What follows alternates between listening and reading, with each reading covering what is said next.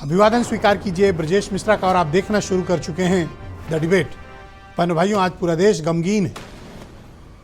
जम्मू कश्मीर में हमारे देश के और 2 विदेशी 26 लोगों को शहादत देनी पड़ी और आतंकवादियों ने 26 पर्यटकों को कश्मीर के भीतर उनकी खौफनाक तरीके से नरसंहार किया, मर्डर किया। ये स्थिति अपने आप में बड़ी भयावह है और ये दिखाती है कि कश्मीर में अमन और शांति नहीं, अभी भी दहशतगर्दी, आतंकवाद जिंदा है। कौन है वो लोग और कौन है इसके लिए जिम्मेदार और इनके खिलाफ किस तरह के बदले की कार्रवाई की जाएगी, पूरा देश इस इंतजार में। आज चर्चा इसी विषय की। बहनों भाइयों, पूरे देश में गम और गुस्से का माहौल है। पूरा देश स्तब्ध है, हर जगह चर्चा चल रही है। कश्मीर के भीतर जिस तरह से हमारे भाई बहनों की लाशें बिछाई गई, वो कश्मीर के 70 सालों के इतिहास में कभी नहीं हुआ कि पर्यटकों पर इतना योजनाबद्ध तरीके से उनका नरसंहार किया जाए। ऐसा पहली बार हुआ है। 70 सालों की हिस्ट्री में कभी पर्यटकों पर इस तरह का भयानक अटैक नहीं हुआ जहां कत्लेआम कर दिया गया हो, जहां गोलियों की अंधाधुंध बारिश करके निर्दोष लोगों को, मासूम लोगों को, निहत्थे लोगों को मौत के घाट उतार दिया गया। जो अपनी छुट्टियां मनाने गए थे, अपने हनीमून पर गए थे, अपने रिटायरमेंट के बाद थोड़ा सुकून लेने, घूमने के उद्देश्य से कश्मीर गए थे, उस कश्मीर में जिंदा गए लोग कफन में लौटे। और ये सब कुछ हमारे देश में हो रहा है। हमारे देश में कौन से ऐसे लोग हैं, कौन से ऐसे तत्व हैं जिन्होंने पहलगाम के भीतर इतनी खौफनाक नरसंहार को अंजाम दिया। पूरा देश ये सवाल करता है। चाहे वो लेफ्टिनेंट कर्नल हो कर्नाटक के या फिर उत्तर प्रदेश का शुभम द्विवेदी, जिसकी कुछ अरसे पहले शादी हुई थी, जो अपनी पत्नी के साथ घूमने गया था। इतने भयानक और बर्बर तरीके से बहनों भाइयों कत्लेआम किया गया है कि पूरा देश स्तब्ध है। और आज उसकी पत्नी का, रिटायर्ड कर्नल की पत्नी का, नरवार की पत्नी का वीडियो देखा जब उन्होंने उनके ताबूत में लेफ्टिनेंट कर्नल को लाया गया। बहनों भाइयों, उनकी पत्नी जिस तरह से रो रही थी, पूरा देश रो रहा था। पूरे देश में आंसू है, मातम है, गम और गुस्सा है। आखिर सब्र की भी कोई इंतहा होती है। मैं जानना चाहता हूं कि भारत सरकार इस पर क्या एक्शन प्लान बना रही है और बदले की ऐसी कार्रवाई होनी चाहिए कि जम्मू कश्मीर में आतंकवाद को सिरे से खत्म कर दिया जाना चाहिए। फिनिश्ड। कब तक हम सहेंगे, कब तक बर्दाश्त करेंगे और कब तक हम अपनों की लाशों को ढोएंगे? और इतना बर्बर आक्रमण, इतना बर्बर नरसंहार, इतना बर्बर आतंकवाद पहली बार हुआ है। पुलवामा की घटना के बाद पहलगाम की घटना ने पूरे देश और दुनिया को स्तब्ध किया है। हमारी सुरक्षा पर सवाल उठते हैं, हमारी योजनाओं पर सवाल उठते हैं और देश के लोग सुरक्षा की गारंटी चाहते हैं। और सरकार को इसमें जवाबदेह होना पड़ेगा। जवाब देना चाहिए सरकार को कि आखिर इतनी बड़ी घटना हुई कैसे, कौन लोग इसके लिए जिम्मेदार हैं और जिन्होंने इतने भयानक बर्बर आतंकवादी घटना को अंजाम दिया है, उनको कब चिन्हित किया जाएगा और उनके खिलाफ और उनको प्रिपरेशन कराने वाले, उनकी तैयारी कराने वाले, उनके पीछे के जो मास्टरमाइंड हैं, उनके खिलाफ क्या कार्रवाई होगी? अमन और भाईचारे की बात करते करते हम अपनों की लाशों को कब तक उठाएंगे? हम कब तक क्रिकेट खेलेंगे? कब तक हम अमन के कबूतर उठाएंगे और कब तक अपनों की लाशों को उठाएंगे? जम्मू कश्मीर में जाने वाले ये परिवार के लोग जिन्होंने शहादत दी है, उनके परिवार के हर एक व्यक्ति ये सवाल कर रहा है। सरकार ने आश्वासन दिया था, गारंटी ली थी, कश्मीर आइए। और बहनों भाइयों, कश्मीर का टूरिज्म बम्पर फल फूल रहा था। पूरे देश भर से लोग जा रहे थे। तमिलनाडु, कर्नाटक, केरल, महाराष्ट्र, उत्तर प्रदेश, कहां से लोग नहीं जाते हैं जम्मू कश्मीर? क्योंकि जम्मू कश्मीर हर भारतीय के दिल का टुकड़ा है। हम वहां जाएंगे और दुनिया की कोई ताकत और आतंकवाद का कोई भी संगठन और कितनी भी बर्बर और कायरानापूर्ण हरकत हमें कश्मीर जाने से रोक नहीं सकती। हमें कश्मीर जाना चाहिए, हर एक भारतीय का फर्ज है कि उसे कश्मीर जाना चाहिए और इन आतंकवादियों को जवाब देना चाहिए और भारत की सरकार को सबकी सुरक्षा की गारंटी भी लेनी चाहिए। आखिर हमें कौन रोक रहा है इनके खिलाफ निर्णायक कार्रवाई करने से?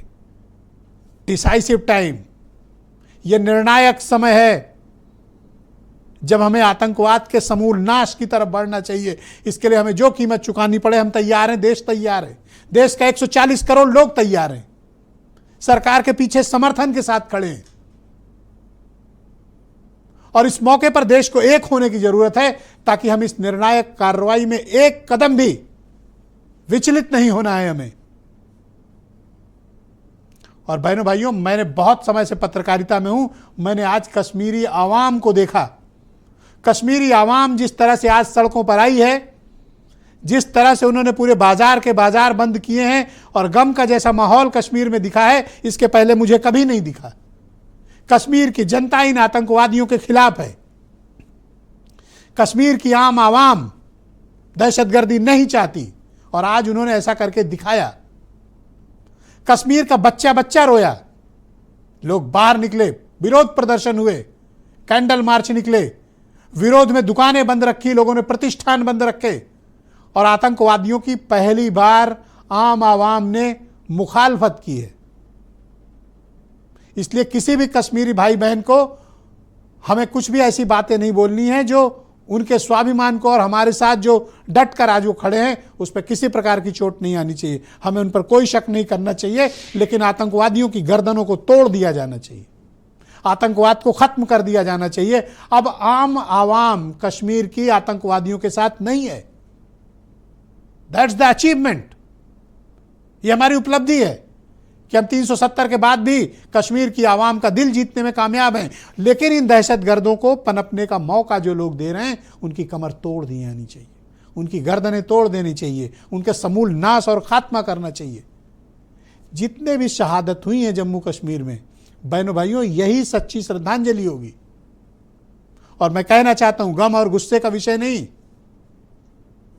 यह सही वक्त है कि ठंडे दिमाग के साथ, एक कारगर रणनीति के साथ, एक डिसाइसिव एक्शन प्लान के साथ भारत सरकार को कार्रवाई करनी चाहिए। समय अब आ गया है। आप कुछ बयान सुने, फिर आज की चर्चा। मैं देशवासियों को आश्वस्त करता हूं, घटना के मद्देनजर भारत सरकार वो हर कदम उठाएगी जो जरूरी और उपयुक्त होगा। और हम सिर्फ उन लोगों तक नहीं पहुंचेंगे जिन्होंने इस घटना को अंजाम दिया है, हम उन तक भी पहुंचेंगे जिन्होंने पर्दे के पीछे बैठकर हिंदुस्तान की सरजमी पर ऐसी नापाक हरकतों की साजिशें रची हैं। ये बहुत ही दुखद घटना है। मेरा प्रश्न सरकार से यह है कि सरकार जानती है, सारा देश जानता है, सारी दुनिया जानती है कि पाक ऑक्युपाइड कश्मीर में इन आतंकवादियों को ट्रेनिंग दी जाती है। तो जब स्रोत का पता है तो स्रोत को ख़त्म करने का क्या प्रयास किया आज तक इस सरकार ने? उन आतंकवादियों को हिंदुस्तान में आने का कैसे रास्ता मिला, हमारी खुफिया एजेंसियां क्या कर रही थी, ये भी एक बड़ा सवाल उठता है। तो ये सिक्योरिटी लैप्स है, सुरक्षा के साथ खिलवाड़ है। और वहाँ 2000 पर्यटक मौजूद थे पहलगाम में, सेना के जवान क्यों नहीं थे, पुलिस के जवान क्यों नहीं थे? पुरजोर मजम्मत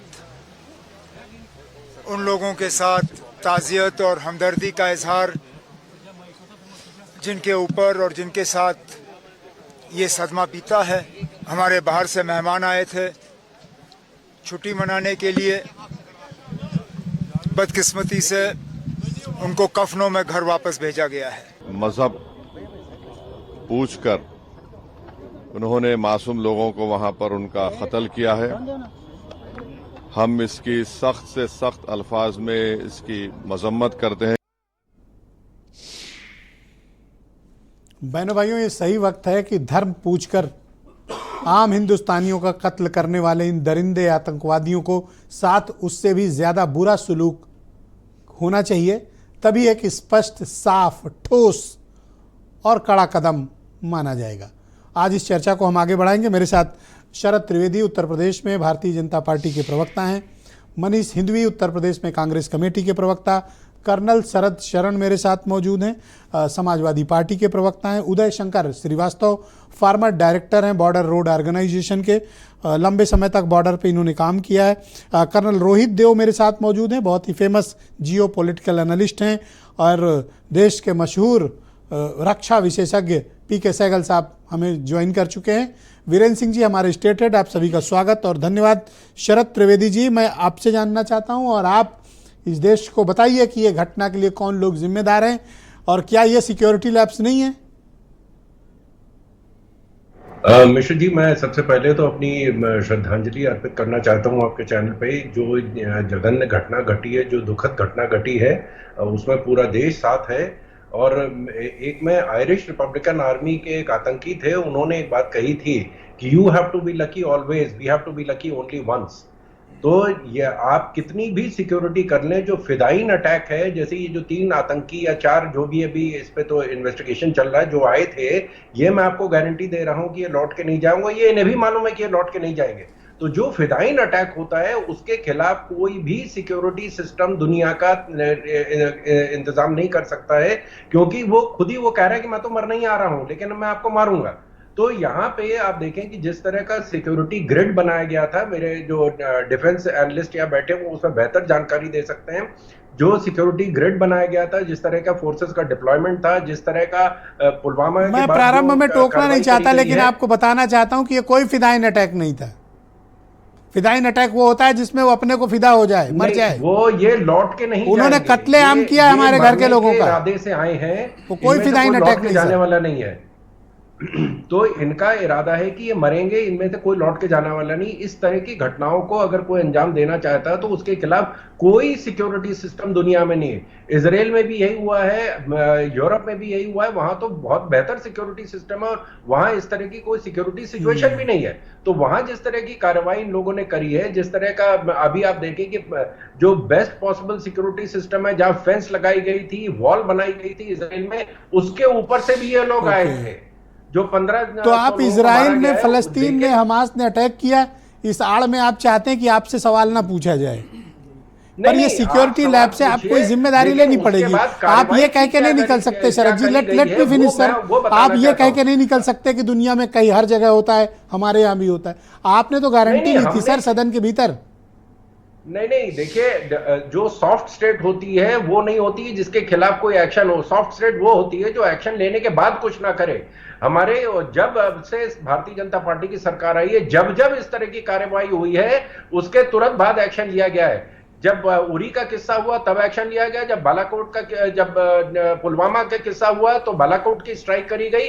उससे पहले जो पूर्वोत्तर में जो घटना घटी थी, हमारे 19 डोगरा रेजिमेंट के जो जवान शहीद हुए थे, उसके खिलाफ बर्मा में कार्रवाई करी गई थी। तो क्या रिएक्शन कर रहा है देश, क्या हमारी 70 सालों की हिस्ट्री में सर, शरद जी 70 सालों की हिस्ट्री पर कभी पर्यटकों पर इतना संगठित आतंकवादी हमला नहीं हुआ, ये पहली बार हुआ है।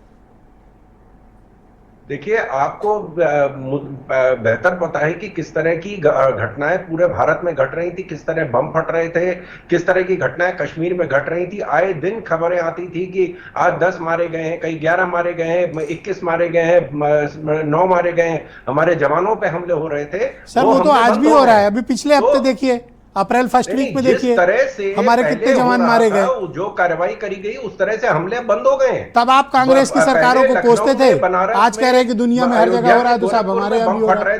बताइए श्रीवास्तव जी, ये कोई बात हुई, कोई तर्क हुआ? ये इस तर्क से सहमत हुआ जा सकता है क्या? आप बताइए। नहीं, जरूर सुधार तो काफ़ी हुआ है। मेरा मानना है जी कि पहले की परिस्थितियों में काफ़ी अभी सुधार है आतंकवादी घटनाओं में। तो कौन मार गया इनको फिर इतने लोगों को? परंतु फिर भी बहुत सी बातें कहने को हैं जो मेरा आप क्या महसूस करते हैं, और मैं आपका पॉइंट ऑफ व्यू जानना चाहता हूँ इस घटना को लेकर। मेरे बारे में? अच्छा, मैं आपसे देखिए, हाँ सर, आपकी बारी, आप बोले। हाँ बिल्कुल। सर, प्रथम तो इस लोमहर्षक घटना में जिन लोगों ने अपनी जानें गंवाई हैं, उनके आत्मा की शांति और परिवार उनका इस दुखद समय को झेल सके, उसके लिए मैं भगवान से प्रार्थना करता हूँ, पहला तो वो। फिर अंत में आप सभी को जय हिंद, वंदे मातरम। मैं इस घटना को इस दृष्टिकोण से देखता हूँ कि चाहे बड़ी मैंने वहाँ जम्मू कश्मीर में 3 टेन्योर किए हैं और उसमें 2 टेन्योर मेरा यानी एक तरह से कह रहे हैं बीजेपी गवर्नमेंट से पहले वाली गवर्नमेंट्स के दौरान में रहा और एक इनके दौरान में रहा, तो परिवर्तन और डिफरेंस तो मैंने बहुत महसूस किया। लेकिन आपका जैसा एक ये था कि ये घटनाएं समाप्त क्यों नहीं हो रही हैं, तो मैं अपने दृष्टिकोण से, ये किसी भी ना डिस्कशन में ना मैंने कहीं इसको पढ़ के बता रहा हूँ, मैं आज अपनी बात लेके आया हूँ क्योंकि मैं कल से बहुत व्यथित हूँ।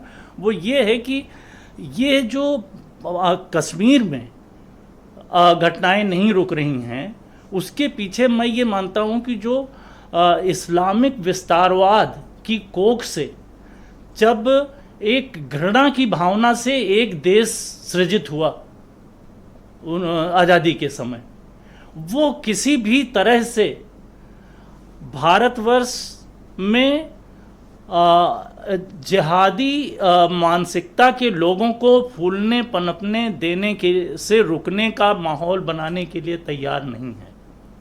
वो एक ऐतिहासिक कारण मैं मानता हूँ।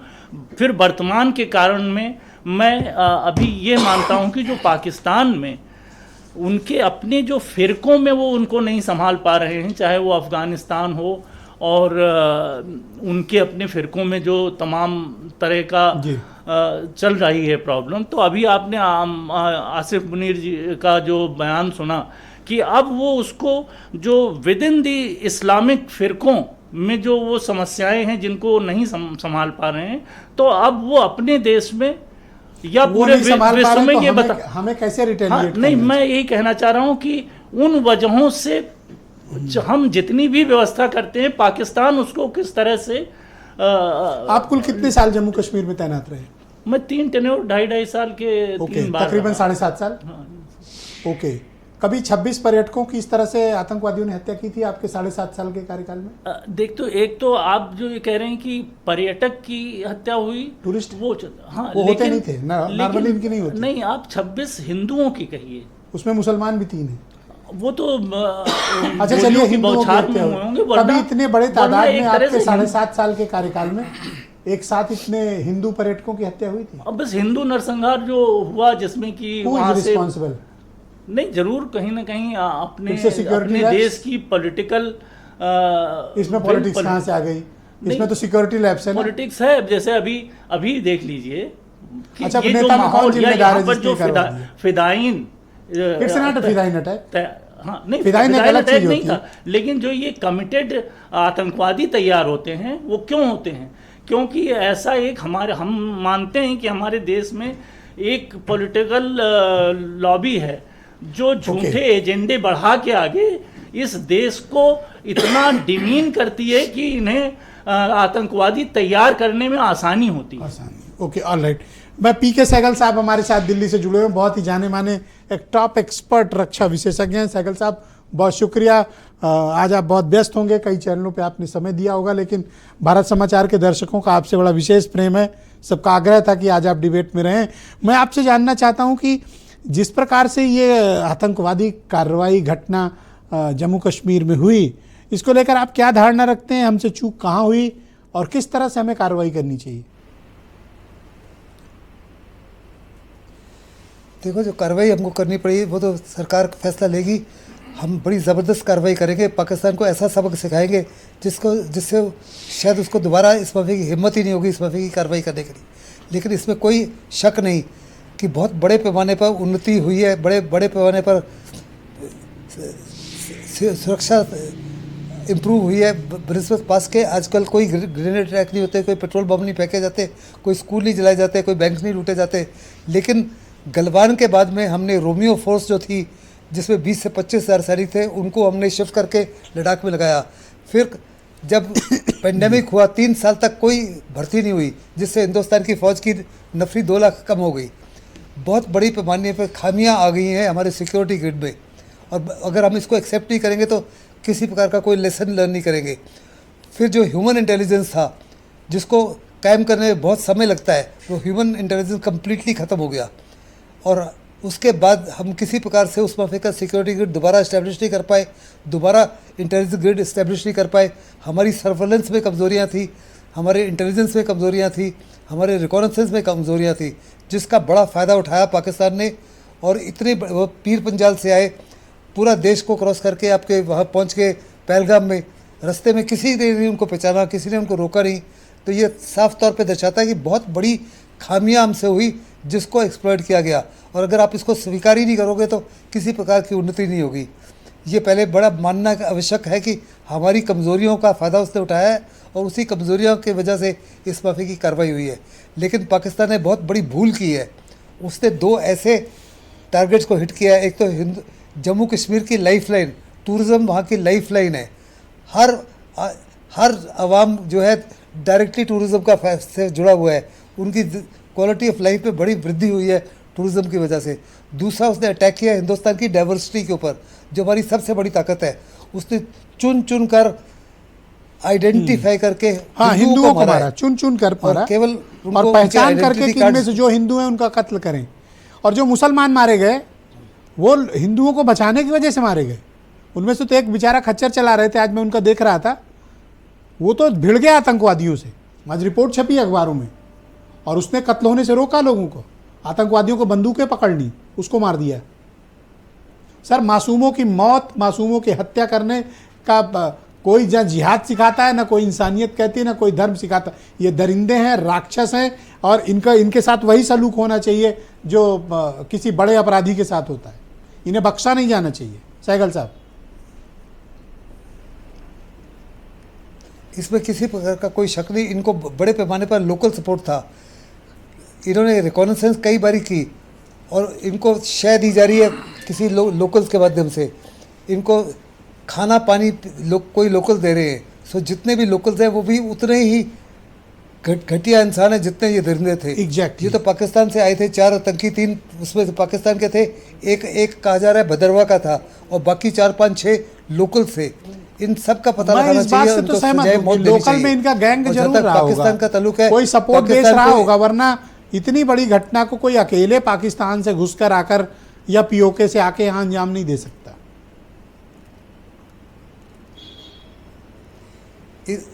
इसमें किसी प्रकार का कोई शक नहीं जी। इतना बड़ा अंजाम देश के इतने अंदर आके, तकरीबन 100-125 किलोमीटर अंदर आके इस माफी का अंजाम देना। पहलगाम मतलब श्रीनगर सर, आ गए एकदम, तो अभी भी है सर, बगल में। ऑल राइट सर, प्लीज मेरे साथ बने रहिएगा सर। मैं थोड़ा डिबेट को आगे बढ़ाता हूँ, जितना समय आप हमें दे सकें सर, कृपया हमारे साथ मौजूद रहिएगा। कर्नल शरद शरण समाजवादी पार्टी के प्रवक्ता हैं, मिलिट्री बैकग्राउंड के हैं और कई कॉन्फ्लिक्ट जोन में तैनात भी रहे हैं। कर्नल साहब, शुक्रिया आपका। कश्मीर की घटना जब आपको अपने पहली बार टीवी स्क्रीन पे देखी, आपको पता चली जितने बड़े पैमाने पर ये नरसंहार, कत्लेआम, खून खराबा इन दरिंदों ने किया, आप होते तो क्या करते? सबसे पहले तो मैं आपको ये भी जानकारी देना चाहूँगा कि मैं समाजवादी पार्टी के उत्तर प्रदेश का सैनिक प्रकोष्ठ का प्रदेश अध्यक्ष हूँ। तो इस नाते मैंने अभी सभी जिलों के सभी सैनिकों से निवेदन किया है कि आज शाम को सांझ होने के बाद एक दिया उन शहीदों के नाम पे भी जलाएं। शहीद हमारे सिर्फ वर्दी में भी नहीं होते हैं, सिविल कपड़ों में भी जो भी देशभक्त है, अगर इस तरीके के आतंकी घटनाओं में मारा जाता है तो वो शहीद है। हम लोग पूरे प्रदेश में एक दिया शहीदों के नाम पे आज जला रहे हैं। आपके चैनल के माध्यम से मैं सभी दर्शकों से, अभी पैनलिस्ट से भी निवेदन करूंगा कि जब घर जाएं तो अपने कम से कम बालकनी में एक दिया जला के और 1 सेकंड उनको याद जरूर करें जिन्होंने अपने देश के लिए बलिदान दिया है। दूसरी बात, ये मसला इतना वृहद है कि आप मुझे 10-12 घंटे भी बिठा लेंगे और मैं नॉन स्टॉप बोलता रहूँगा तो भी अंश मात्र ही कवर कर पाऊंगा इस पूरे कश्मीर की समस्या का। ये बहुत वृहद है और बहुत कॉम्प्लिकेटेड है। मेरे ख्याल से फोकस इस घटना विशेष पर रहे, तो हम ज़्यादा बेहतर डिबेट कर पाएंगे। अब मैं एक पूर्व सैनिक हूं और यहाँ पर समाजवादी पार्टी के प्रवक्ता के तौर पे बैठा हूं। मेरे पास आप 3-3.5 मिनट का समय देंगे तो मैं अपने आप को बहुत सीमित करूंगा, कुछ परिप्रेक्ष्यों तक रखूंगा। पहली बात, सिक्योरिटी फोर्सेस के किसी भी क्रियाकलाप को किसी भी राजनीतिक परिप्रेक्ष्य से नहीं जोड़ना चाहिए, किसी दल और किसी पार्टी से नहीं जोड़ना चाहिए। ये नेता 5-5 साल में सरकारें आती जाती रहती हैं। सिक्योरिटी फोर्सेस को अपना काम करना है, इसमें कोई शक नहीं। हालांकि अब सिक्योरिटी फोर्सेस को भी अलग अलग तरीके से अलग अलग मानसिकता के लोग डिस्टर्ब कर रहे हैं और इंट्रूड कर रहे हैं, और उसकी गत अभी देखनी सिर्फ शुरुआत हुई है। मैं यहां पे आपके माइक पे पूरी बात नहीं बोल सकता हूं, लेकिन आंशिक तौर पे जरूर बोलूंगा कि इस समय पलटनों में 150-150, 200 फौजियों की कमी है, और अग्निवीरों के लिए आदेश है कि इनको प्यार से रखो, ये भगोड़े ना हो जाएं। इस हालत में ऐसी सेना बनाने का जिम्मेवार कौन? तो कम से कम मैं फौजी होने के नाते ये कहता हूं कि जो भी फौजी अग्निवीर के साथ है वो फौज के नमक का गद्दार है, वो देश का गद्दार है। ये मेरा व्यक्तिगत मत है और मैं इससे नहीं क्यों बदलूंगा। व्यक्तिगत मत है? आप तो पार्टी रिप्रेजेंट करते हैं। जी मैं बिल्कुल, आपकी पार्टी का मत हमारी मानूंगा। पार्टी कहती है कि हम जिस दिन सत्ता में आएंगे, नोट कर लें, मैं टाइम हम दूंगा। जिस दिन सत्ता में आएंगे सबसे पहले अग्निवीर योजना खत्म करेंगे। क्योंकि आयरिश प्रोवर्ब जब भाजपा के साथी बता रहे थे तो मैं उनको एक और हिंदी का प्रोवर्ब बताना चाहूंगा, जिसमें कहा गया है कि जो राजा अपने फौज का ध्यान नहीं रखता वो राज्य जल्दी ही समाप्त हो जाता है। इसी मूल भावना के साथ मेरा नेता मिलिट्री स्कूल का पढ़ा हुआ है, उसने कहा है कि सबसे पहले अग्निवीर समाप्त होगा, क्योंकि जो देश अपने फौजी की पे और पेंशन नहीं दे सकता है वो देश में देशभक्ति के बोलने के लिए अधिकारी नहीं है। आप मेरा समय, मुझे समय नहीं दे रहे हैं जी। अब मैं आपको एक बहुत बढ़िया सुनाना चाहता हूं, मुझे 30 सेकंड में सुना ले लें सर। इमोशनल नहीं होना है, मैं बिल्कुल, मैं फौजी हूं, आज इमोशन के साथ हूं, सुनिएगा। सर कहना चाहता हूं मेरे फर्स्ट टाइम वोटरों को, क्या आपका पहला वोट पाकिस्तान के बालाकोट में एयर स्ट्राइक करने वाले वीर जवानों के नाम समर्पित? सबने सुना है सर, आप आगे बोल सकते हो, सबको पता है इसके बारे में। Next go ahead. आप बंद कर दें, उसको बंद कर दें, उसको बंद करें, उसमें आवाज आ रही है। तो मेरा निवेदन यह है कि ऐसे भाजपाई बानरों को कम्बैट ड्रेस में चुनाव में उतार के वोट मांगने के लिए ना लगाएं। वर्दी मैं भी नहीं पहनता हूं जब वोट मांगने जाता हूं, मैंने तो पहनी है 22 साल। तो ये तिवारी जी तो सिर्फ डांस करते हैं, इन्होंने क्यों पहना? और एक मुद्दा और है वो जो दूसरे चरण में रख लेना आप। मैं मनीष सिंधवी को आमंत्रित करता हूं, उत्तर प्रदेश में कांग्रेस कमेटी के प्रवक्ता है। मनीष जी, आप बताइए कि इस घटना के पीछे के कौन लोग जिम्मेदार हैं, और क्या हमें एक होकर, चाहे अब सत्ता पक्ष हो प्रतिपक्ष हो, पूरा देश एक होकर सरकार के साथ खड़ा रहे, और सरकार का कर्तव्य है निर्णायक, कठोर और फाइनल एक्शन, डायरेक्ट एक्शन। आतंक की घटना जब भी कहीं होती है तो पूरा देश एक होता है, irrespective of party lines. Party line का उस पर मतलब नहीं होता है, क्योंकि जो लोग मरे हैं वो हमारे भाई थे, हमारे परिवार के लोग थे। बहुत ही निर्मम नरसंहार हुआ है ये, और इसकी जितनी भी भर्त्सना की जाए उतनी कम है। लेकिन सवाल इस बात का है कि जो लोग सत्ता में बैठे हैं, सवाल तो उनसे पूछे जाएंगे और पूछे जाने भी चाहिए, आखिर उनकी जिम्मेदारी किसकी है। आदित्य राज कौल जी एक वरिष्ठ पत्रकार हैं, उन्होंने 18 फरवरी 2025 को इस बात के लिए आगाह किया था कि आने वाले दिनों में गर्मियों तक मिलिट्री घटनाएं मतलब आतंकी घटनाएं हो सकती हैं। सवाल इस बात का है कि इतना बड़ा तंत्र है, इतना बड़ा अमरा है, सेंट्रल एजेंसियां, उसकी अगर बात करें दो भाग में बटी हुई हैं। एक अमित शाह जी को रिपोर्ट करती हैं और एक अजय डोभाल जी को करती हैं। IB NATGRID counter terrorism centre है, ये 3 लोग रिपोर्ट करते हैं अमित शाह जी को, रॉ DIA NTRO और JIC ये अजीत डोभाल जी को। दिल्ली के सामान्य जो सर्किल है वो जानती है कि अजीत डोभाल जी और अमित शाह जी में सामान्य बातचीत नहीं होती है। तो सवाल इस बात का है कि फिर जो जॉइंट कमिटीज़ बनती हैं वो उनका क्या होता है, जब अगर जो 3 एजेंसी इधर हैं, 4 एजेंसी उधर हैं, ये सब उसी का तो नतीजा है। और आदरणीय जो लोग यहाँ बैठे हैं वो कह रहे हैं साहब वो आतंकी घटनाएं घट गई। आतंकी घटनाएं अगर घट गई तो सरकार इस बात को, जो सवाल लगते हैं राज्यसभा में या लोकसभा में, वहाँ तो सरकार कह रही है कि बढ़ गई है। सरकार तो कह रही है 176% के आसपास बढ़ गई टेररिज्म घटनाएं। मिनिस्ट्री ऑफ होम अफेयर्स ने कहा 18 से 22 के बीच में 761 घटनाएं हुई। तो वो तो दूसरी बात कर रहे हैं, ये लोग दूसरी बात कर रहे हैं। लगातार घटनाएं घट रही हैं, आपके घर में घुस के मार दिया जा रहा है। धर्म पूछ के हिंदुओं का कत्लेआम हो रहा है और आप डेटा बता रहे हो। बिल्कुल ठीक बात, इस पर तो क्लैरिटी होनी चाहिए। बिल्कुल क्लैरिटी है। क्या कसूर था मासूम लोगों का, क्या कसूर था निर्दोष लोगों का? पहली बार हुआ क्या धर्म पूछ के मारा गया? इसलिए क्योंकि उनको पता है कि पूरे भारत में ये नंगे लोग हैं जो ये इस तरह का, ये देखिए वहां पर लोग मरे हैं और भाजपा छत्तीसगढ़ ने तुरंत जो मरी हुई, जो आदमी मरा है और उसकी पत्नी बैठी है, उसका गिबली कार्टून बना दिया। लाशों के ऊपर गिद्ध मंडराते हैं, ये लोग वोटों के लिए मंडरा रहे हैं। दिखाइए इसको, ये भाजपा छत्तीसगढ़ का पोस्टर है। इतनी भी जल्दी क्या है? एक बात बताओ, चलो ठीक है आपने उनकी गलती को इंगित किया, पर क्या हम इस मौके पर एक होकर इस भाई, देश सवाल के इस लिए बात कुछ का ऐसा हम एक नहीं हैं। कर सकते। हम तो पुलवामा के समय आपको भी एक अपना थे। सपोर्ट हम तो आज एक्सटेंड भी- करना चाहिए भाई, गवर्नमेंट सपोर्ट आप को। कैसे चाहते हैं और सपोर्ट आप strict कैसे action चाहते लेना हैं चाहिए गवर्नमेंट भाई, को। सरकार स्ट्रिक्ट एक्शन ले, Ensure करिए। लेकिन सवाल इस बात का है कि 2000 पर्यटक ये वहां देश थे, opposition का भी है 2000 भाई। पर्यटक वहां पर थे और कोई भी सुरक्षा कर्मी वहां पर क्यों नहीं था? अभी लखनऊ में आप 2000 आदमी की रैली की अगर जगह मांगिएगा ना तो सरकार आपको परमिशन नहीं देगी, और इतने संवेदनशील जगह पर कोई वहां पर कोई सुरक्षा कर्मी था ही नहीं। वो मारते रहे, वो पूछते रहे और कोई था ही नहीं वहां पर।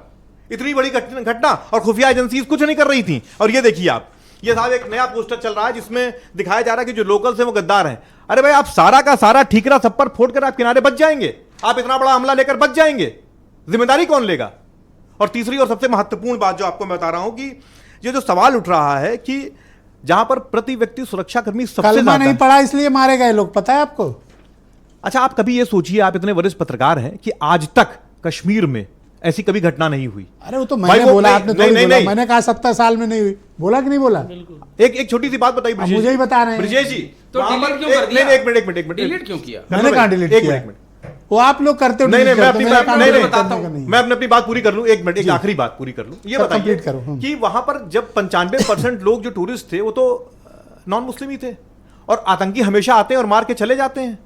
तो इस बार क्यों पूछ रहे थे? क्योंकि उन्हें नैरेटिव बिल्ड करना था और ये पूरा देश बहुत शुक्रिया। मेरे साथ कर्नल में फंस रोहित गया है। देव जी मौजूद हैं। कर्नल साहब, कर्नल देव, बहुत शुक्रिया आपका, धन्यवाद। मैं आपसे जानना चाहता हूं कि इस घटना का मैग्नीट्यूड कितना बड़ा है और ऐसी घटनाओं को अंजाम देने के लिए कितनी बड़ी तैयारी ये आतंकवादी संगठन करते होंगे। इतने टेररिस्ट कैसे उस टूरिस्ट स्पॉट पे पहुंचे? क्या लोकल का या कोई ऑर्गेनाइजेशनल सपोर्ट इन्हें रहा होगा, और क्या इनके पाकिस्तान से तार जुड़ रहे हैं, और हमें किस तरह की कार्रवाई इनके खिलाफ अब करनी चाहिए? जी ब्रजेश जी, पहले तो धन्यवाद एंड सहानुभूति हम सबने जताई है जो हमारे जो देश के जो सिविलियंस हैं और जो वीर जो इसमें क्षतिगत हुए हैं। मैं दोनों का आपसे व्याख्या करता हूँ। जो पहला आपने मत रखा कि कैसे हुआ, तो आप समझिए कि जनरल सहगल ने भी बोला और एक और वरिष्ठ वेटरन मैं देख रहा हूँ स्क्रीन पे जिन्होंने बोला, कर्नल शरण जी हैं। हाँ, शरण जी। तो मेरे ख्याल से जब आप ग्रिड को स्ट्रॉन्ग करते हैं, स्मार्ट फेंसिंग लगाते हैं, सर्वेलेंस बढ़ाते हैं, तो घुसपैठ की जो घटनाएं हैं वो आप बॉर्डर तक काफी सीमित कर चुके थे पिछले तकरीबन 3-4 साल से। मुहिम चल रही है पिछले 15-1 साल से लगाने का, स्मार्ट फेंस करने का। तो उससे क्या हुआ कि जो ये 3-4 साल निकले उसमें काफी ऑफेंसिव कार्रवाई चली बॉर्डर के ऊपर। तो जहां पे 100 लोग आते थे, 100 की जगह सिर्फ 4 आए, फिर मतलब पहले 10 आए होंगे, फिर 4 आए, फिर 2 ही आए। तो अभी क्या हुआ कि ये रीग्रुपिंग का माहौल होता है। मैं ये नहीं मानता कि ये 4 चल के आराम से कहीं से पहुंच गए होंगे और करके चले गए होंगे। ये सारे आए, इन्होंने अपने टारगेट्स देखे, और मैंने किसी शो में और कहीं बाहर विदेश में भी चर्चा की थी। मैंने कहा था कि 2025 का जो साल है ये एक साइकिल ऑफ टेरर के हिसाब से एक थोड़ा बन रहा है कि इसमें कुछ घटना घटेगी। क्यों? क्योंकि जियोपॉलिटिकली जो हम गेन कर चुके हैं, हम ही हैं। जहां रशिया भी दोस्त है, अमेरिका भी दोस्त है, क्वाड में भी हम हैं, चाइना भी अभी बोल रहा है कि ट्रेड के हिसाब से साथ आ जाओ। तो एक जरूरी है कि कुछ घटना होगी। और मैंने 2 चीजें आइडेंटिफाई की थी। मैं तो मतलब चाहता नहीं कि मेरी काली जुबान कहीं काम भी आए। जब उरी हुई थी, उरी से पहले की जो घटना है उस टाइम के जीओसी से पूछिए, आपको बताएंगे मैंने लास्ट में जाते हुए उरी में क्या बोला था उनको, घटना कैसे घटी उसके 20 दिन बाद। बट मैं कहता हूं कि स्कूल के बच्चे और टूरिज्म, ये 2 टारगेट थे। स्कूल जम्मू की तरफ और टूरिज्म पहलगाम और गुलमर्ग की तरफ। तो मैं समझता हूं कि इसमें कोई रॉकेट साइंस नहीं है आज के सिस्टम को एनालाइज करने में। बट ये कहना कि सिक्योरिटी फोर्स बिल्कुल ही कहीं सो के पड़ी थी, चूकी पड़ी थी, ऐसा नहीं है। एक पैटर्न है, सुबह कॉन्वॉय चलती है, कॉन्वॉय की टाइमिंग है, रोड ओपनिंग होती है, छोटे रूट पे कॉन्वॉय पहले पहुंच जाती है। तो ये सारी जो प्रक्रियाएं, ये एक रूटीन है। रूटीन भी फौज भी चेंज करती है, बीएसएफ भी चेंज करती है, सीआरपीएफ भी चेंज करती है। कन्फ्लिक्टिंग स्टेटमेंट आए, मैं चाहता हूं मैं आपके समक्ष रखूं और उस पर एक क्लैरिटी और एक्सपर्ट ओपिनियन आप रखें। एक प्रश्न ये उठा कि लोकल्स का सपोर्ट होने के कारण इतनी बड़ी वारदात को आतंकियों ने अंजाम दिया। और नेक्स्ट क्वेश्चन मेरा है, वही लोकल्स बहुत बड़ी तादाद में बाहर निकलकर विरोध प्रदर्शन आम कश्मीरी आवाम कर रही, ये भी मैंने पहली बार देखा। आतंकवादियों की खिलाफत में उतर दोनों होंगे।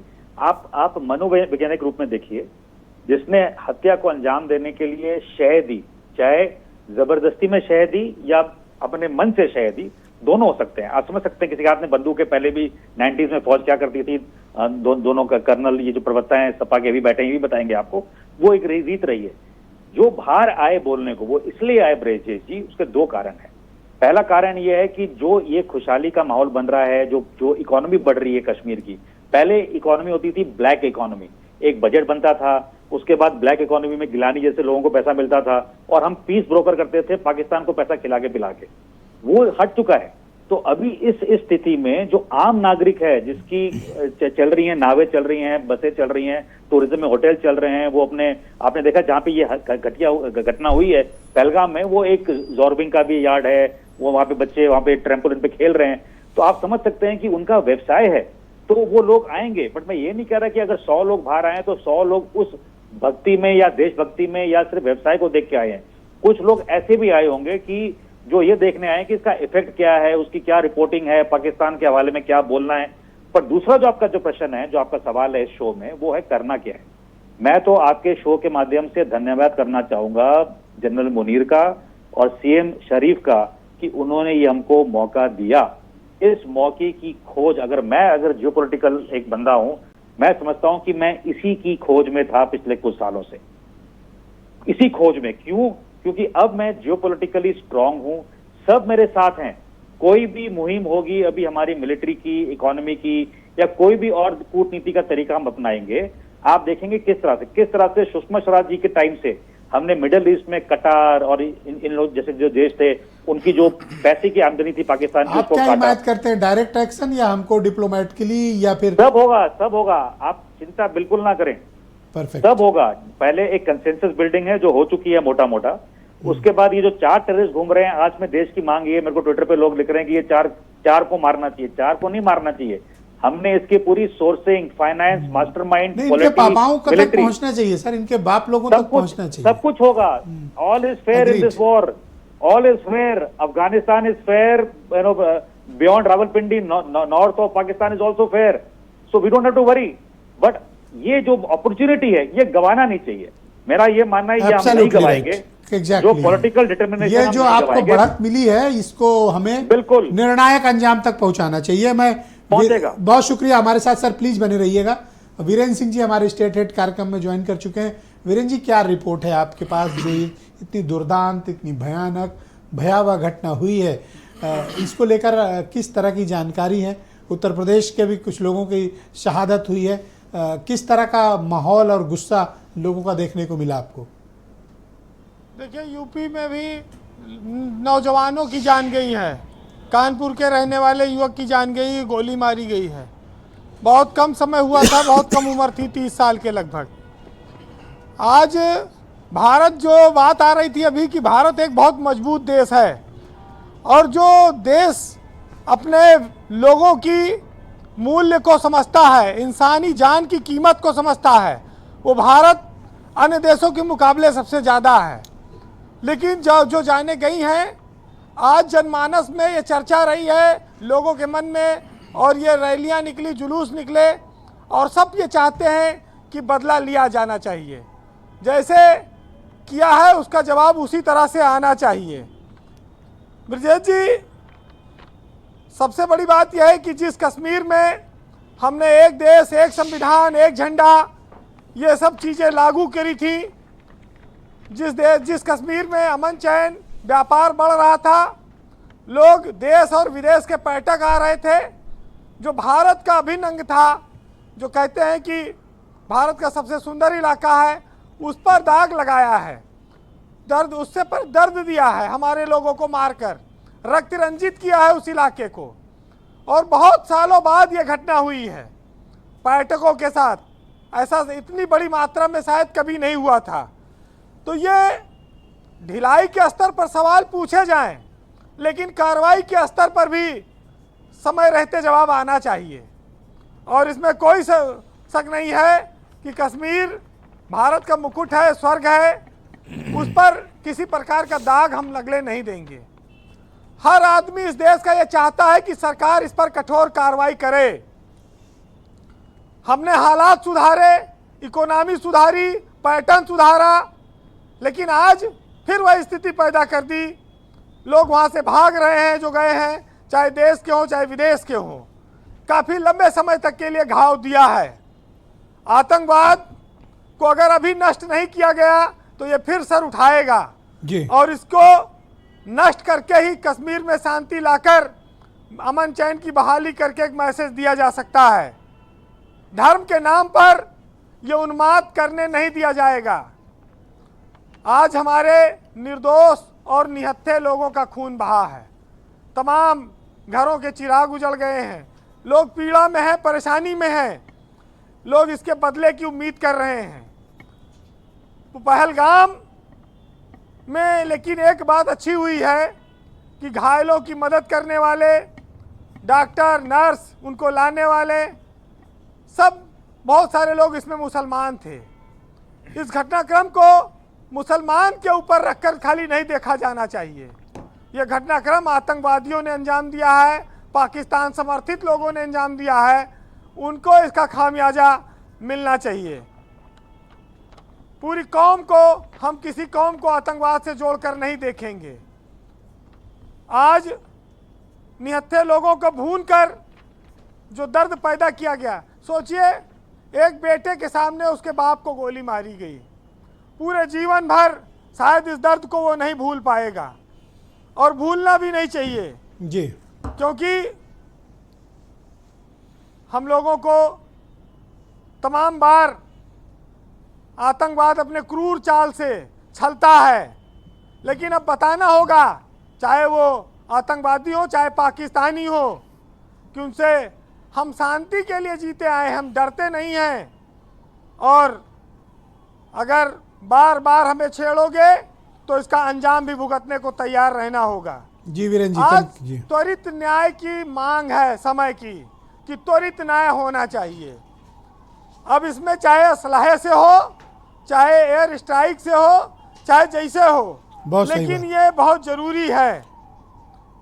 लेकिन सबसे बड़ी बात ब्रजेश जी, एक महत्वपूर्ण बात यह है कि बहुत सारे लोग जम्मू कश्मीर में फंसे हैं, हमारे विभिन्न राज्यों के, प्रदेशों के, उनको भी सकुशल वापसी कराने के लिए, उनको सहूलियत देने के लिए सरकार को इस पर ध्यान देना होगा, क्योंकि एयरलाइनें कुछ हैं जो अत्यधिक किराया वसूल रही हैं, वो इसे आपदा को अवसर में बदल रही हैं जी। ये एक मानवीय पहलू है और ऐसी घटनाओं पर पैसा कमाने के बजाय लोगों को राहत देना चाहिए, एयरलाइन वालों को जी। आज मैं इस मंच के माध्यम से सिर्फ ये बात उठा रहा हूँ, लेकिन हरिओम पंवार साहब का एक बहुत प्रसिद्ध रचना है, आज सुनिएगा, कि बढ़ते बढ़ते जब कोई फोड़ा जब नासूर होता है, उस फोड़े पर चीरा लगाना तब बहुत ज़रूरी होता है।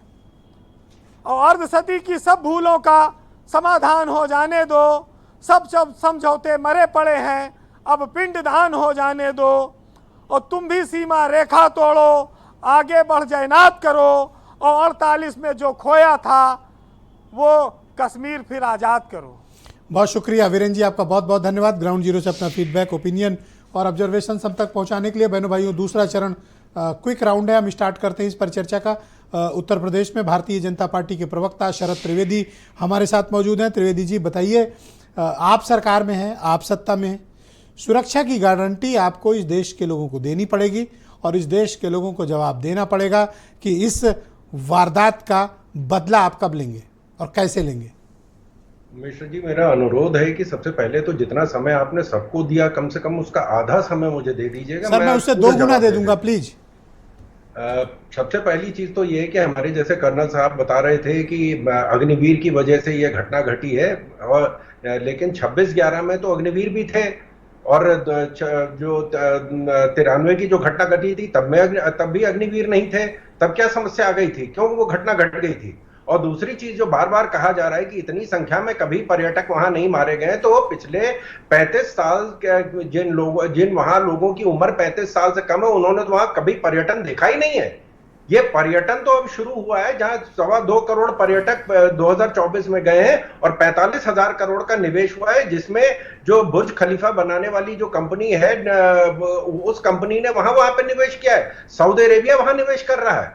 तो जहां जब जो सिक्योरिटी नेटवर्क, जो हमारे खुफिया एजेंसियां और उनकी जो मेहनत का कमाल है कि आज कश्मीर जो जहां पे पलायन हो गया था वहां पे आज लोग वापस लौट रहे हैं। और जो हमारे कांग्रेस के हमारे मित्र हैं वो कह रहे थे कि साहब उन्होंने हमने जो है वहां पे सिक्योरिटी इंतजाम नहीं किया, इनके कार्यकाल में तो परफेक्ट। अरे आप अपनी बात करिए ना, तो वहां क्यों बम फटते? आज सरकार में यहाँ पे जवाब कौन देगा? नहीं, मैं देखिए आपको तेजने की जरूरत नहीं, आपके राउंड में टाइम दूंगा। मत बोलिए, मैंने आपकी बहुत ध्यान से बात सुनी है। आप बोले तो ये इनके कार्यकाल में तो हर चौराहे पे, हर टीले पे, हर पेड़ के ऊपर इनका सिपाही खड़ा था। तब वहां 5 लाख लोगों को ये सुरक्षा मां नहीं दे सके। 5 लाख कश्मीरी पंडित का वहां से पलायन हो गया। आज मुझे उम्मीद थी कि कम से कम इस घटना के बाद हम सब लोग इकट्ठा होंगे और हम लोग प्लेज करेंगे कि हम लोग देश के लिए खड़े हैं। आज हम लोग ये लोग जो हमसे सर, आप देश को भरोसा दिलाइए कि ये लोग अगर कश्मीर जाएंगे तो सुरक्षित रहेंगे। सर, ये भरोसा कौन दिलाएगा? जी, मैं ये सवाल पूछना चाहता हूं कि क्या जो आज हमसे सबूत मांग रहे थे, क्या उन्होंने सियाचिन में सबूत दिया है? कौन सा सबूत है हमारे पास? सिर्फ हमारी फौज ने कहा है कि हम वहां पर हैं, हम इसको मानते हैं, पूरा देश मानता है। लेकिन सुरक्षा की गारंटी पर आप तीसरी बार मैं सवाल कर रहा हूं, सुरक्षा की गारंटी कौन देगा? सुरक्षा की गारंटी सरकार दे रही है। जब इस तरह की कोई घटना घटेगी उसके ऊपर जो कार्रवाई होगी, उसके बाद कम से कम 7 साल तक पाकिस्तान को याद रहा है। Sir, thank you sir. घटना 16 में घटी थी। बहुत शुक्रिया।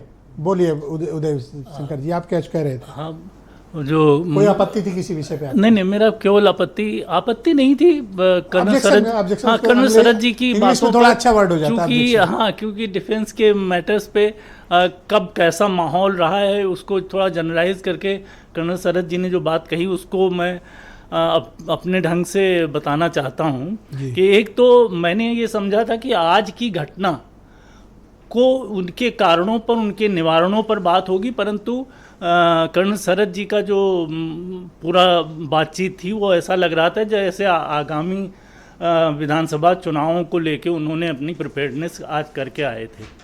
दूसरी बात मेरा ये कहना है कि जैसा उन्होंने ये कहा कि सारे सरकार होती है, सेनाएं अपना काम करती हैं, तो और उसमें उन्होंने कुछ ये भी कहा कि हाँ, अगर मैं वो कुछ बातें कहना, उन्होंने क्या कहा जाने थे, आप उनको जवाब दें। तो मेरा अपना जवाब ये है कि नहीं, सरकारें जो होती हैं उनके मनोबल और उनकी सोच और उनके बैकअप की वजह से सेनाएं काम कर पाती हैं।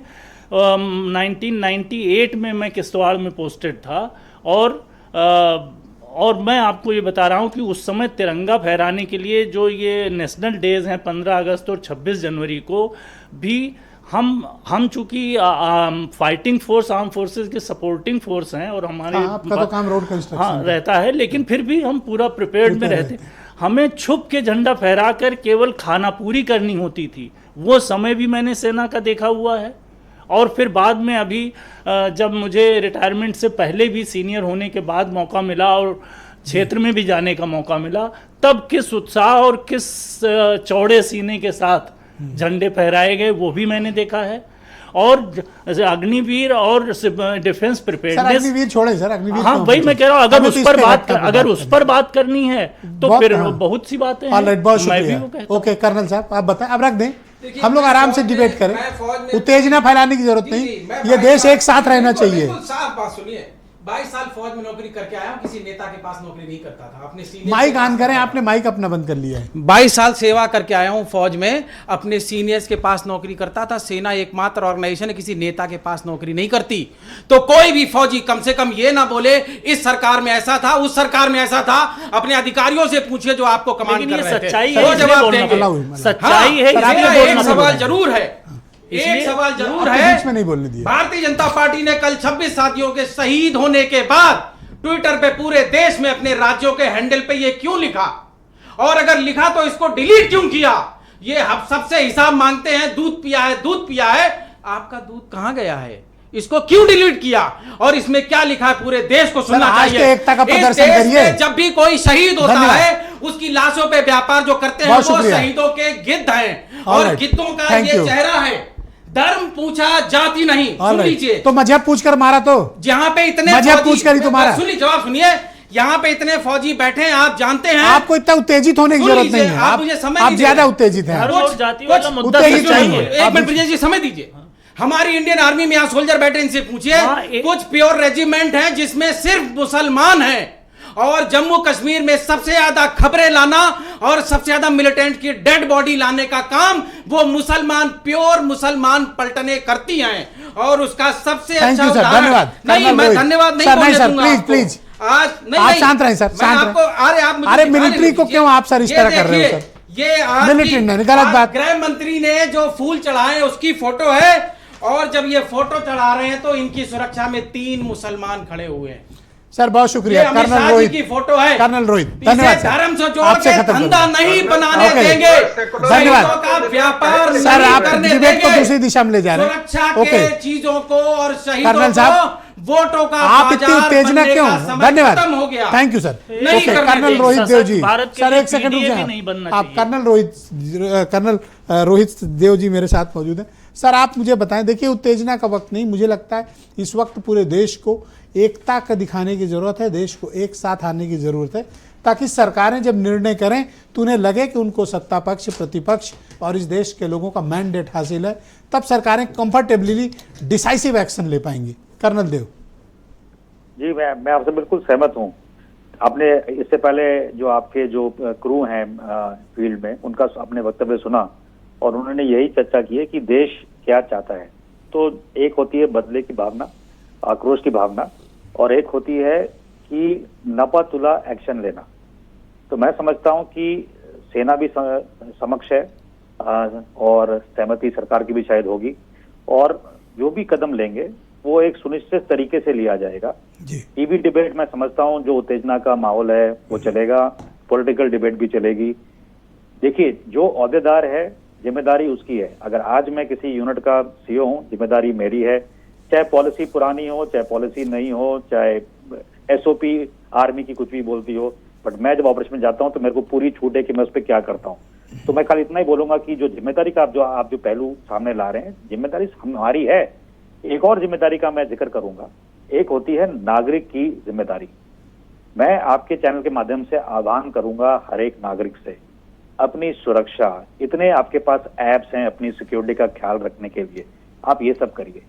जम्मू क्योंकि सेंसिटिव एरिया है, जम्मू कश्मीर का एरिया, वहां पे सरकार को मिलके एक लोकेशन ऐप बनाना चाहिए कि जो टूरिस्ट वाले लोग हैं उन पे ब्रॉडकास्ट मैसेज वगैरह सावधानी के तरीके जा सके। अभी इस घटना की बात नहीं कर रहा मैं, कोई घटना ऐसे हो सकता है इसमें सूचना मिले टाइम टी पर, एक्शन हो टाइम टी प्लस 30 मिनट्स पर अगर किसी को 10 मिनट पहले उसकी घटना की कोई इनपुट मिलती है उसके व्हाट्सएप पे या उसके एसएमएस पे, तो वो नागरिक कुछ कर सकता है। तो मैं समझता हूँ कि ये अभी टाइम है इस छोटे से अवेयरनेस से लेके पाकिस्तान की क्या ऐसी तैसी करनी है, सबकी चर्चा होगी, एक्शन होगा, पाकिस्तान के और टांगे काटी जाएंगी पैसों के तौर पे, हथियारों के तौर पे, ये सब होगा। बट उत्तेजित होके कभी डिबेट उत्तेजना की आवश्यकता नहीं। मैं अपने अग्निवीर का क्या, हम देश हैं, हम एक हैं, अग्निवीर पे हम फिर किसी दिन चर्चा कर लेंगे, पर आज हमको ये एकता की जरूरत है ताकि हम ये दिखा सकें सरकार को, एक्शन लीजिए, वरना सरकार की हम जवाबदेही तय करेंगे। ब्रजेश जी एक आपसे आह्वान, थूकने वाला काम किया है, आप उत्तेजना की बात कर रहे हैं। सर एक सेकंड, कर्नल साहब आप एक्सपेक्ट करते हैं अपनी सरकारों से इस तरीके से धंधा करेंगे। अरे आप इतनी उत्तेजना क्यों फैला रहे हैं? उत्तेजना की बात कर रहे हैं। एक फौजी की छाती में अगर देश के लिए दर्द है तो उसके अंदर आग लग जाएगा। शहीदों को जाति और धर्म में okay thank you, okay alright, Manish ji Goyal, तो आग लगेगी, आक्रोश आएगा, मनीष जी गोयल भक्त होगा तो आग लगेगी। धन्यवाद। ओके मनीष जी गोयल। ब्रजेश जी मैं आपके माध्यम से सर एक कर्नल दो प्लीज वेट, पूरा देश देख रहा है। कर्नल दो, मैं थोड़ा मनीष जी को टाइम देना चाहता हूं, प्लीज वेट। सर एक second, sir just second please, Manish ji go ahead. मैं बात के लिए कल से बहुत आश्चर्यचकित हूं, और आपने भी कई बार कहा कि साहब देश को एक रहना चाहिए। देश तो एक है, हर एक्शन के पीछे है, लेकिन सवाल इस बात का है कि 26 लोग मरे भी तो हैं। तो क्या इस देश में अगर इस तरह की घटना होगी तो सवाल सरकार से पूछा जाएगा या नहीं पूछा जाएगा, पहले ये तय करिए। अगर नहीं पूछा जाएगा तो पूरा देश खामोश रहेगा। अरे इसीलिए विपक्ष का काम है मीडिया का। मैंने तो 10 सवाल पूछे। नहीं सुनिए, आप ये बताइए, दहशत फैलाने जो आते हैं वो दहशत फैलाते हैं और चले जाते हैं। वो सीमा पार से आए थे, लेकिन उनके हैंडलर ये चाहते थे कि इस देश में एक नैरेटिव हिंदू मुसलमान का बन जाए, तो उन्होंने जानबूझकर इस हैंडल को फैलाया। और दुर्भाग्य देखिए, ये पूरा देश उस जो वो लोग चाहते थे उसमें फंस गया। कल से लगातार टीवी चैनल साहब जाति नहीं धर्म पूछा, जाति नहीं धर्म पूछा। भाजपा का आईटी सेल जितना घटियापन पर आप कैसे दावा कर सकते हैं कि धर्म नहीं पूछा? मैं तो कह रहा हूं कि पूछा। मैंने कहा कि लेकिन वो दहशत फैलाने आए तो धर्म क्यों पूछा? क्योंकि उनका पाकिस्तानी हैंडलर ये चाहता था कि आपका पूरा देश इस नैरेटिव में डूब जाए और सरकार से सवाल ना पूछे। क्या पूछ, आप कहां सवाल? उनको कौन सी चिंता है जब वो इतनी बड़ी घटना की है? जाए तो सरकार की जिम्मेदारी। सवाल तो यही है ना कि उनको कन्विंस नहीं करता आपका लॉजिक आज। अरे हमारा लॉजिक कन्विंस नहीं करता। कल से आप ये बताइए, कल से किसी ने पूछा सरकार से? धर्म पूछकर मारा, मजहब पूछकर मारा, इट्स ओपन मांगा किसी ने? आपको इस पर आपत्ति है? एक बात बताइए, शिवराज पाटिल आपने तो वो भी नहीं मांगा। मैं तो कह रहा हूं आपने तो इस्तीफा भी नहीं मांगा। शिवराज पाटिल जो है 2008 में एक घटना के बाद 3 बार कपड़ा बदल लिए थे। इस पूरे देश ने उनको कटघरे में खड़ा कर दिया। सर आप क्यों नहीं जिम्मेदारी तय करते? शाह जी का इस्तीफा कोई मांग रहा है? नहीं मांग रहा है। कांग्रेस पार्टी ने भी तो नहीं मांगा। लगातार कांग्रेस पार्टी मांग रही है कि हम तो लगातार स्टेटमेंट दे रहे हैं कि उनको इस्तीफा दे देना चाहिए तुरंत। लेकिन आप ये देखिए, दुर्भाग्य देखिए कि पूरा का पूरा सर कोसने से नहीं होगा, आपको कुछ रणनीति बनानी पड़ेगी। आप ये सरकार को बनानी है। हमारे टाइम मांगा, इनके टाइम रिस्पॉन्सिबिलिटी फिक्स करो, पूछो स्पेसिफिक सवाल। हम तो पूछ रहे स्पेसिफिक सवाल। ऑल राइट, शरद त्रिवेदी जी 20 सेकंड दे पाऊंगा सर, जवाब दें। हाँ मैं दूंगा सर, बीजेपी प्रवक्ता को देंगे। ओके बोले सर। आज आप नाहक उत्तेजित हो रहे हैं, आप कर्नल हैं, आप रिस्पॉन्सिबल पद पे पहन के आया हूं जी।